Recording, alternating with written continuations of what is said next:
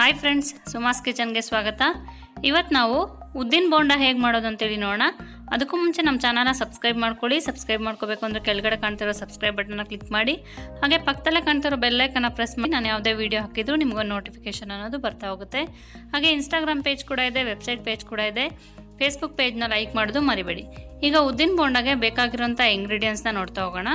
ಮೊದಲನೇದಾಗಿ ಉದ್ದಿನ ಬೇಳೆನ ನಾನು 2 ಅವರ್ ನೆನೆಸಿಟ್ಕೊಂಡಿದ್ದೀನಿ. ಇದು 3 ಕಪ್ನಷ್ಟು ಉದ್ದಿನಬೇಳೆ ತೊಗೊಂಡಿದ್ದೀನಿ.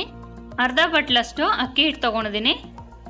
ಇಂಗು ಒಂದು ಅರ್ಧ ಚಮಚದಷ್ಟು, ಉಪ್ಪು ರುಚಿಗೆ ತಕ್ಕಷ್ಟು, ಹಸಿ ಕೊಬ್ಬರಿನ ಸಣ್ಣದಾಗಿ ಪೀಸ್ ಮಾಡಿ ಇಟ್ಕೊಂಡಿದ್ದೀನಿ. ನೀವು ಬೇಕಂದರೆ ಒಣ ಕೊಬ್ಬರಿನೂ ಹಾಕ್ಕೋಬೋದು.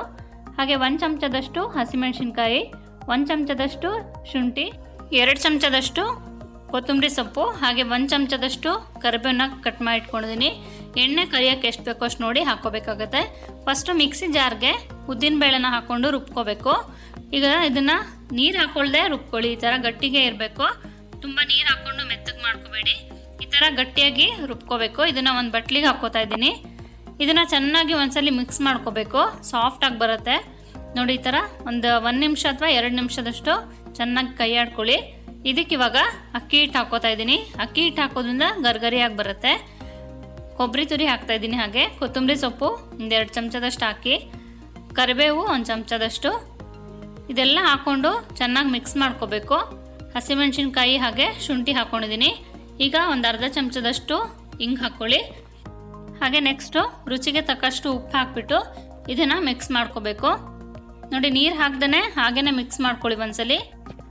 ನಾನಿದಕ್ಕೆ ಸ್ವಲ್ಪನೂ ನೀರು ಹಾಕಿಲ್ಲ, ಹಾಗೇ ಕಲಿಸ್ಕೊತಾ ಇದ್ದೀನಿ. ಈಗ ಹಿಟ್ಟು ರೆಡಿಯಾಗಿದೆ. ಇದನ್ನು ಎಣ್ಣೆಲಿ ಕರಿಯೋಣ.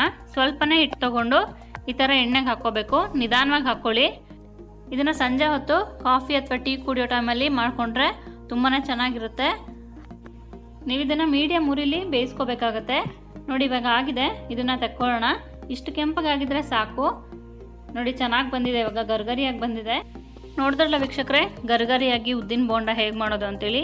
ನೀವು ಮನೇಲಿ ಟ್ರೈ ಮಾಡಿ ರುಚಿ ಹೇಗಾಗಿದೆ ಅಂತೇಳಿ ಕಮೆಂಟ್ ಮೂಲಕ ತಿಳಿಸ್ಕೊಡಿ. ನಮ್ಮ ಚಾನಲ್ನ ಸಬ್ಸ್ಕ್ರೈಬ್ ಮಾಡೋದು ಮರಿಬೇಡಿ. ಹಾಗೆ ವೆಬ್ಸೈಟ್ ಪೇಜ್ ಕೂಡ ಇದೆ, ಇನ್ಸ್ಟಾಗ್ರಾಮ್ ಪೇಜ್ ಕೂಡ ಇದೆ. ನೀವು ಅಲ್ಲಿ ಫಾಲೋ ಮಾಡ್ಬೋದು. ಹಾಗೆ ಫೇಸ್ಬುಕ್ ಪೇಜ್ನ ಲೈಕ್ ಮಾಡೋದು ಮರಿಬೇಡಿ. Thank you for watching.